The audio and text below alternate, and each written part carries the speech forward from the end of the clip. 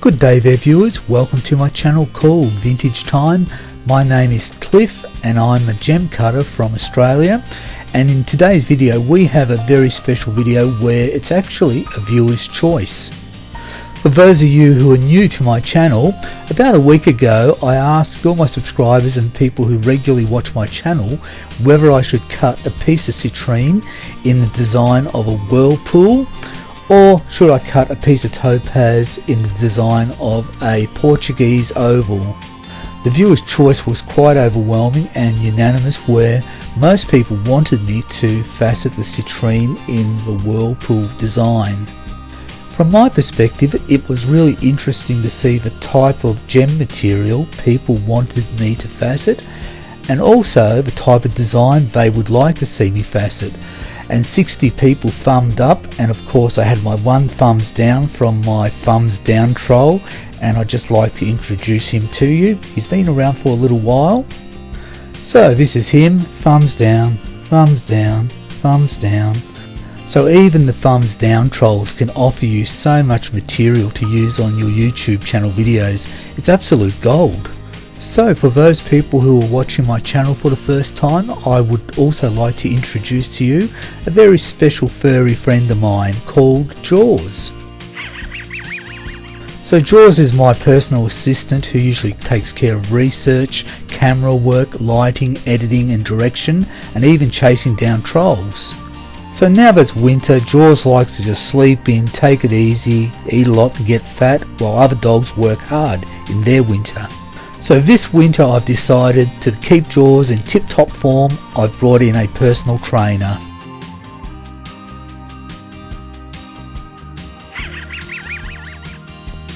So putting all jokes aside, let's get into faceting this piece of citrine, and before we do that I'll include the design. So the first step before we even start faceting is that the gem needs to be transferred or glued onto a brass dopstick within a transfer jig. Now I use plenty of glue, and with the larger gems don't be too stingy on the glue, you need to use plenty of it so it doesn't detach. So as I'm setting up ready to place the dopstick into the quill of the faceting machine, I thought I would just backtrack a little bit and mention that it's important to make sure that you buy quality 2-part epoxy glue, and more importantly, even if it's a quality 5-minute 2-part epoxy glue, make sure you allow that glue to cure overnight. Often the first step when faceting a round style design is that the actual gem needs to be rounded out first. The faceting arm needs to be set at 90 degrees, and in my case use plenty of water, and I'm starting off with a 240 grit disc. It's not always necessary to perform this step with the pre-formed gem.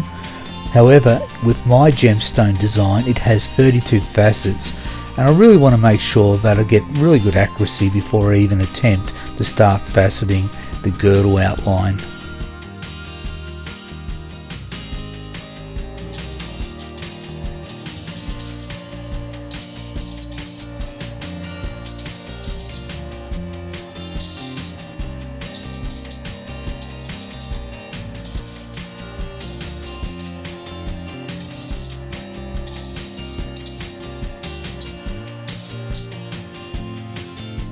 So the initial rounding out of the gemstone is now complete, and I'm pretty happy with what I've done. I've taken out a few minor inclusions around the outside of the gem, so we'll move on to the next step. So the first step is to facet the first tier of the pavilion, and I've got the protractor angle set at 52.5 degrees. I need to facet 32 pavilion facets, and each facet will be at an index of 1, 3, 5, 7, 9, etc. all the way up to 63. I have a 64 index wheel.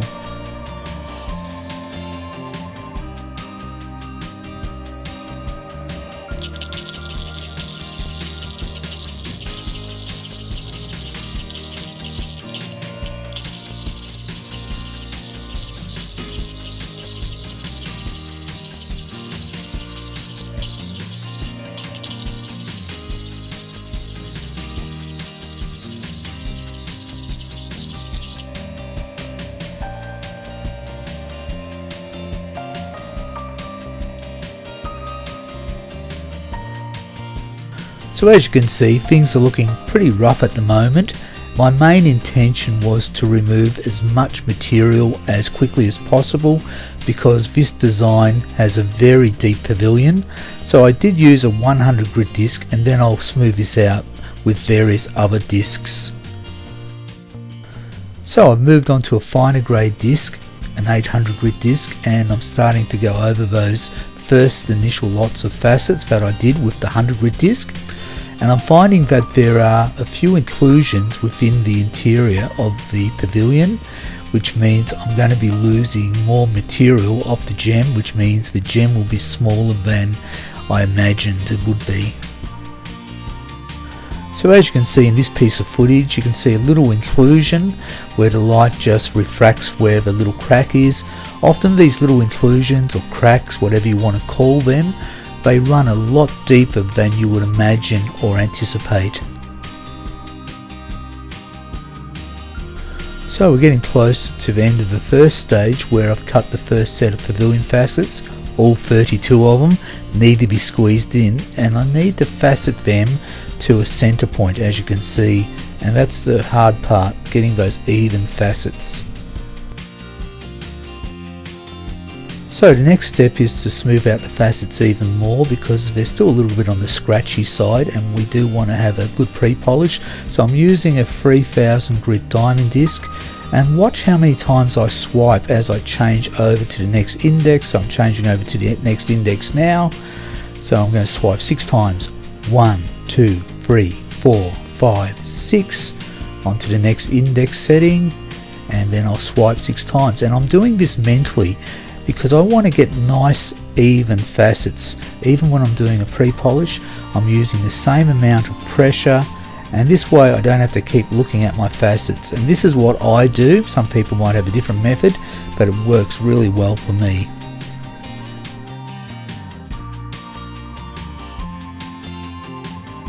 So we look at the facets now, and they're a lot smoother than previously, and I've come down to a really sharp center point.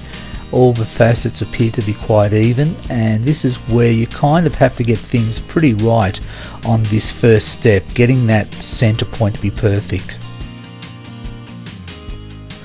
The next step is to facet the girdle, and once again we're faceting on the same indexes as we faceted the first step of the pavilion, which is 1, 3, 5, 7, 9, all the way up to index 63. So let's facet these girdle facets.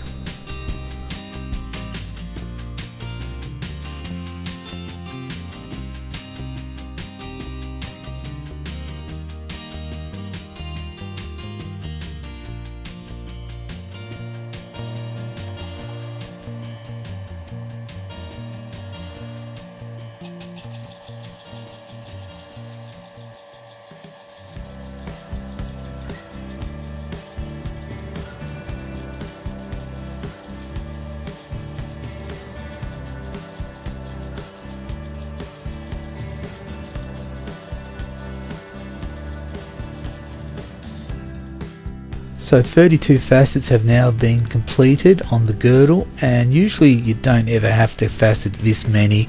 This is really over the top, and really it's no easy task. So on to the next step, which is actually polishing the girdle facets, all 32 of them, would you believe? And to do this I'm using a tin lap, and I'm just using a light smear of sewing machine oil as an extender.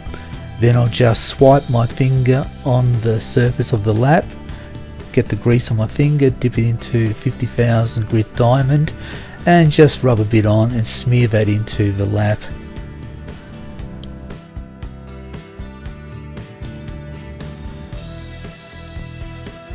So I'm just lining up the girdle facet and lowering down the mast until the stone is just touching the actual flat of the tin lap, and I'm doing this and the reason why will become apparent.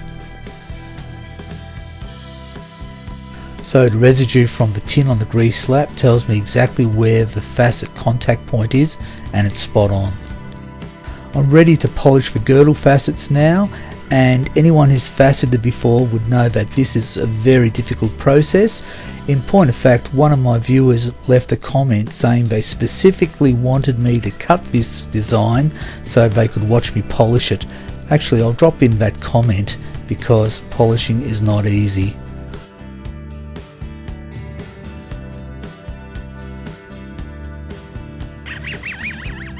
I wonder if Jaws has been getting into the comment section, because secretly I was hoping that the viewers or the subscribers would choose the Poval, the Topaz, over this Citrine, because I knew that the polishing would be extremely difficult, and cutting all these facets, 32 facets on the girdle, then all the Pavilion crown facets, it's an amazing lot of work, and technically it is a lot more difficult, this design. So the next step is to facet another 32 facets at indexes set at 2, 6, 8, 10 all the way up to 64 at 51 degrees set on the protractor.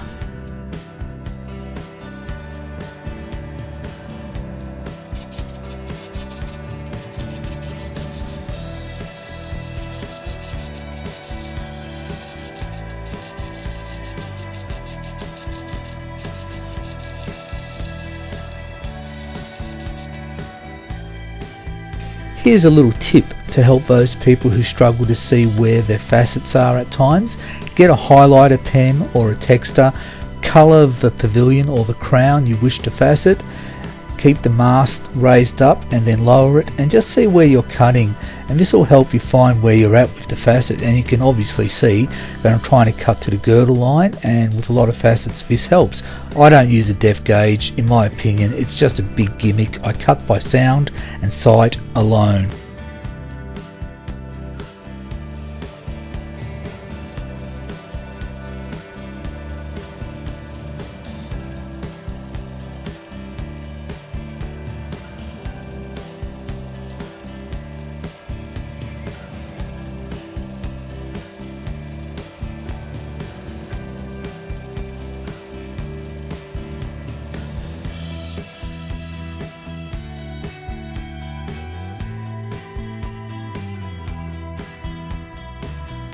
So this is a really good method so you don't overcut, and even doing this it's still possible to overcut if you're not careful. So the second tier of the pavilion is now faceted, and incidentally, to cut these facets I used a 3000 grit diamond disc because I'm not removing a lot of material. In the following scenes I've faceted the third tier of the pavilion facets, forming the culotte, and this was no easy feat because I had to squeeze in 32 facets in an area the size of a pea, or even smaller than that, so that took some doing.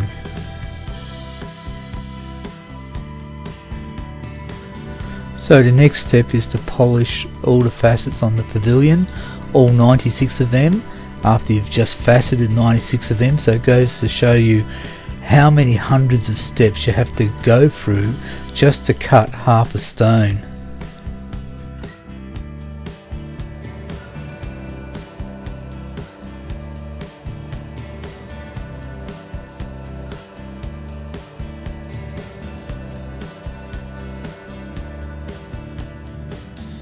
In the following scenes you'll see all the sequential footage of where the facets have been polished.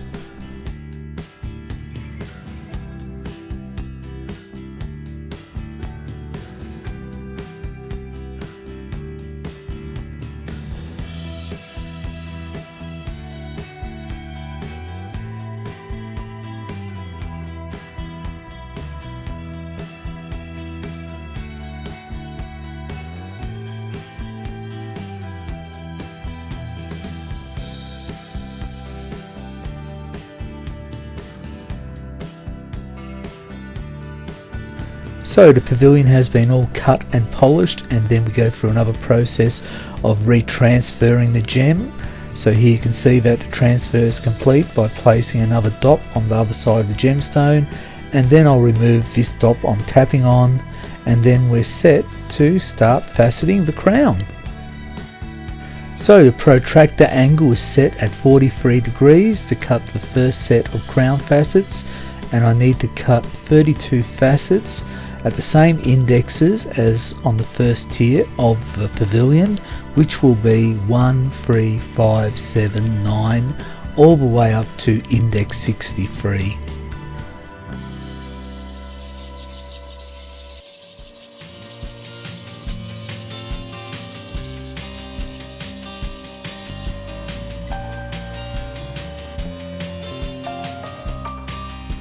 So we've cut the first tier of crown facets and we've cut down to depth to create a nice even girdle outline, and this is where you get the benefit of polishing the girdle in advance. If you were to polish the girdle now, you risk the chance of chipping that girdle. So let's move on to the next step.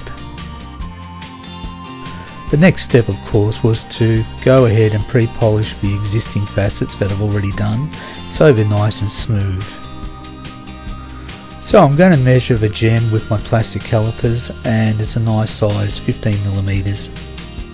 So the second tier of the crown has been faceted at 42 degrees with the indexes set at 2, 4, 6, 8 all the way up to index 64. The third and final tier of the crown has been faceted with the protractor set at 40 degrees, and we've reverted back to the index numbers of 1, 3, 5, 7, 9 all the way up to index 63 in that order.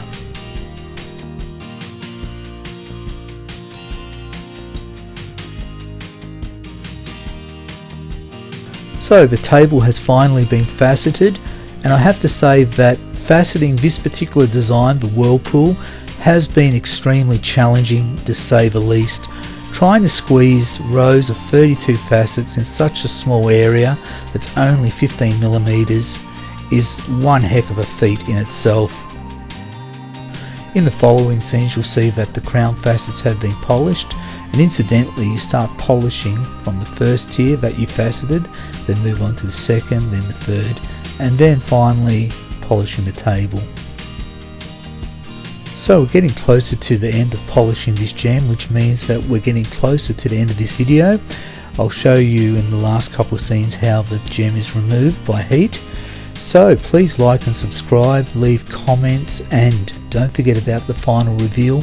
This gem is a lot different than some of the others. So until next time everybody, take care and goodbye for now.